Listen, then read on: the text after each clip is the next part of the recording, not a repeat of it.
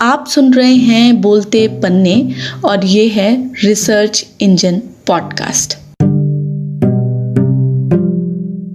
नमस्कार, मैं हूं गजेंद्र की। आखिर भारत में पत्रकारिता करना इतना जोखिम से भरा क्यों होता जा रहा है? बिहार के ईस्ट चंपारण के मनीष कुमार सिंह हो या फिर आंध्र प्रदेश के कुरनूल जिले के चिन्ना केशवालू, उत्तर प्रदेश के प्रतापगढ़ के शलभ श्रीवास्तव हो या फिर उन्नाव जिले के शुभम मनी त्रिपाठी, ये वे पत्रकार हैं जिन्होंने पिछले कुछ सालों में अपनी जान पत्रकारिता जैसे जोखिम भरे काम को करते हुए गंवाई है। परिवारों की ओर से पुलिस में दी गई शिकायत के मुताबिक सभी की हत्या की गई है और हत्या का कारण किसी न किसी तरह से इनकी रिपोर्टिंग से जुड़ा हुआ है।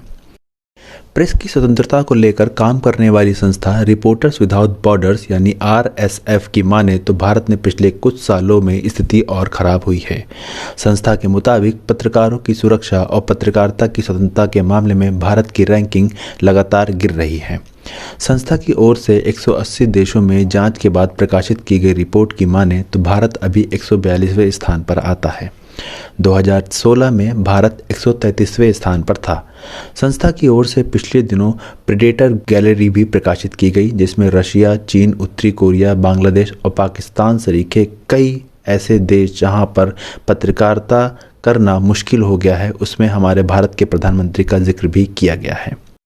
जो देश पत्रकारिता की स्वतंत्रता को बनाए हुए हैं उनमें पहले 1 से 10 स्थानों पर Norway, Finland, Sweden, Denmark, Costa Rica, Netherlands, Jamaica, New Zealand, Portugal और स्विट्जरलैंड शामिल हैं।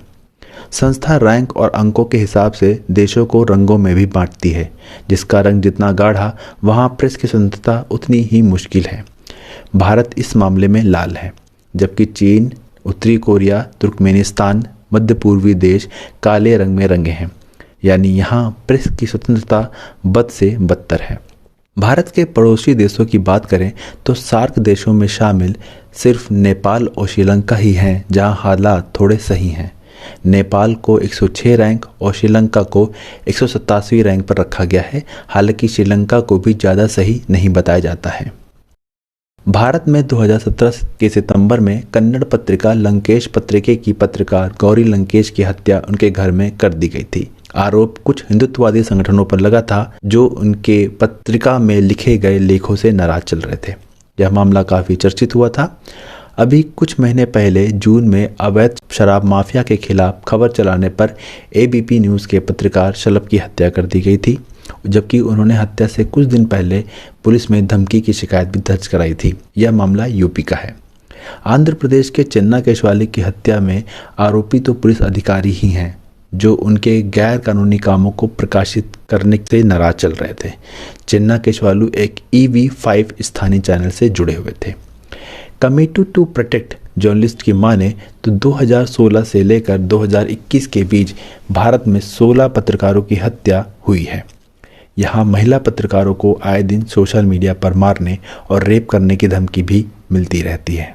भारत में महिला पत्रकारों के लिए काम करना जोखिम से भरा रहा है और ये सोशल मीडिया के ज़माने में और ज़्यादा होता जा रहा है।